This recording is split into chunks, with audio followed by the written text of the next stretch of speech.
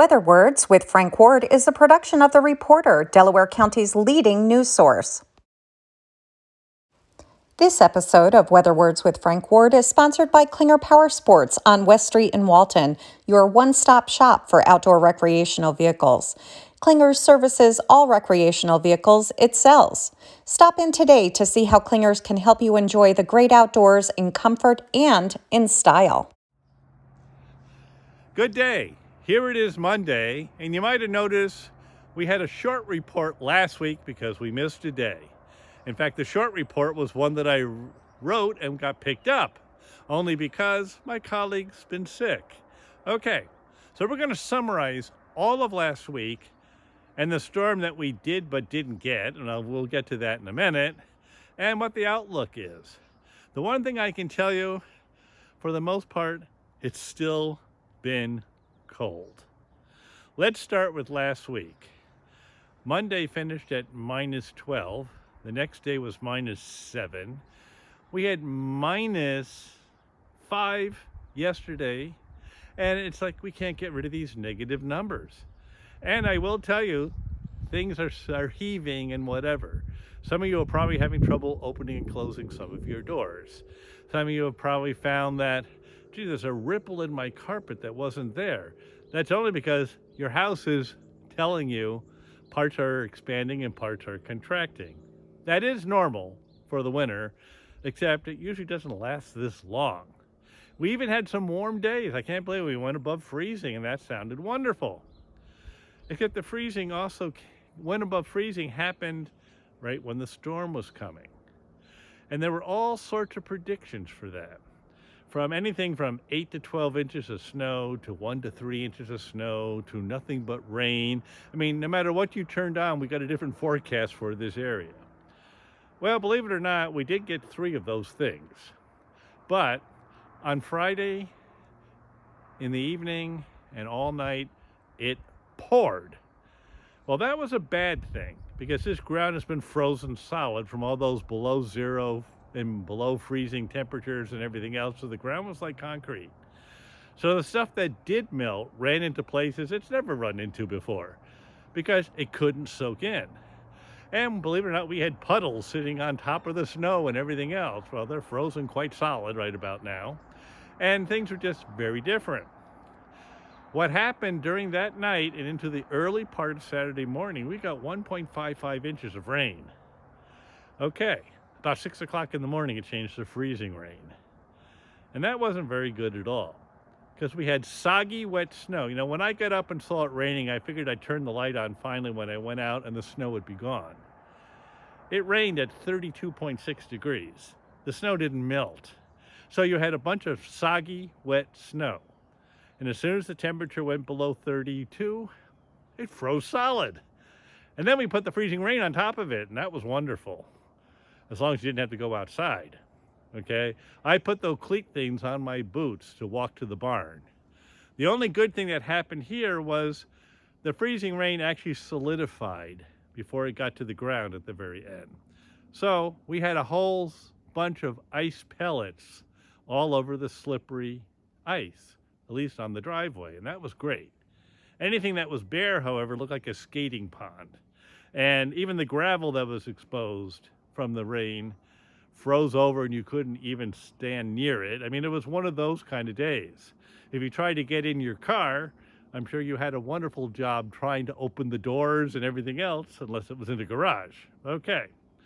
Anyway, that freezing rain finally did turn to some snow, 1 inch. But the amount of freezing rain and that 1 inch of snow was another 3,500ths worth of liquid.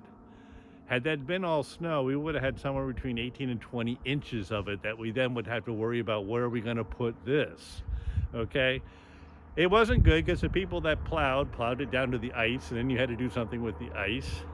In my case, we didn't plow, and that was probably a good thing. But then we get to what's up and coming. Okay, believe it or not, it's going to be a pretty nice week. That's not to say we may not see a little bit of snow toward tomorrow morning, but there's the case, a little bit of snow, if we get it. Maybe a half an inch. Maybe you'll see a little bit more on Thursday because, I hate to say it, a cold front's moving in. You know, by the time Saturday night gets here and Sunday night gets here, we could go below zero again. They're talking about temperatures of 4 and 1. Well, guess what? I don't want to even look at the thermometer when I get up. I'm tired of seeing that little negative sign in front of everything, but that is a possibility. February is usually better than January. You might remember in a reporter 3 or 4 weeks ago where we said the average temperature in January is 20.5. The average temperature for us in February is 25, sometimes 26, right in there someplace. So it is going to get warmer. It's certainly gotten a lot brighter. You get up in the morning and you know what? You can see. It stays bright after 5:30. Hooray. What that really tells us is spring is coming. But we know here in Delaware County, spring sometimes doesn't come until into April sometime, even though it says on the calendar this year, March 20th. But anyway, outlook for any big snows? No. Outlook for getting warm for 3 or 4 days this week? You know what? We could possibly hit 40 on Wednesday. Then it'll start dropping off and be still in the 30s. You know what? That's all above normal. I'll take it. Nighttime temperatures still below freezing and everything else, but if you live here in Delaware County, that's nothing new. So we'll see what happens, but it's nothing tragic heading in our direction. And we'll do this because you know what? Last time we were supposed to get this and that, and like I said, we did get 3 of the 4 things. We just didn't get the heavy snow.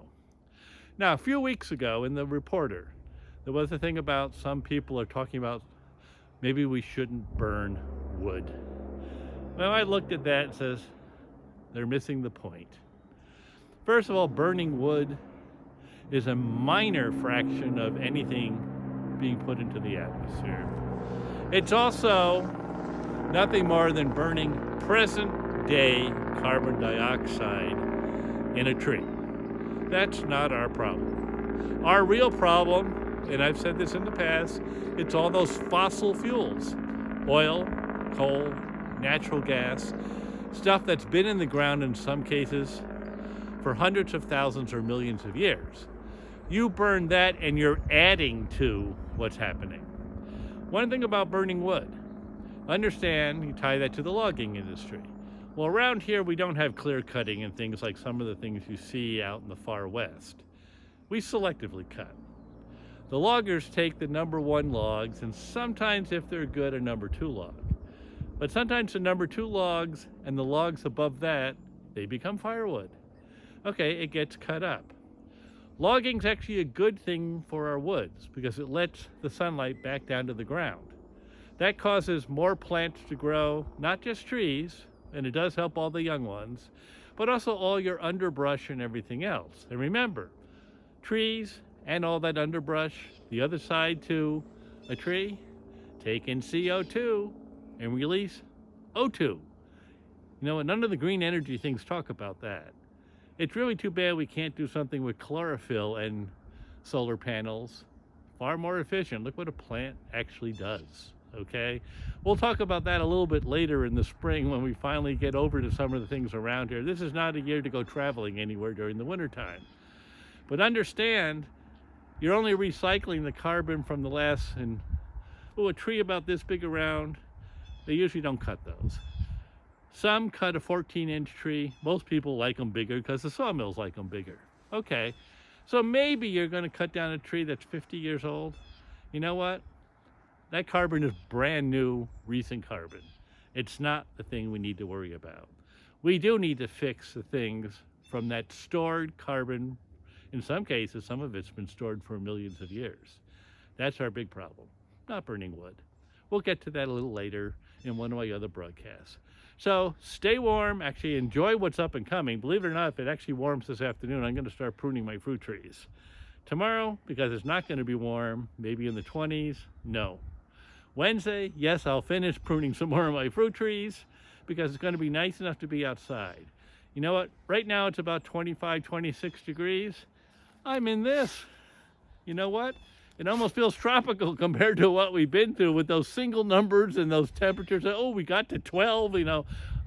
I'm tired of this part of the winter. It can warm up and I won't complain. Stay warm, stay healthy, and I'll talk to you again on Thursday. Shop Klinger Power Sports on West Street in Walton today.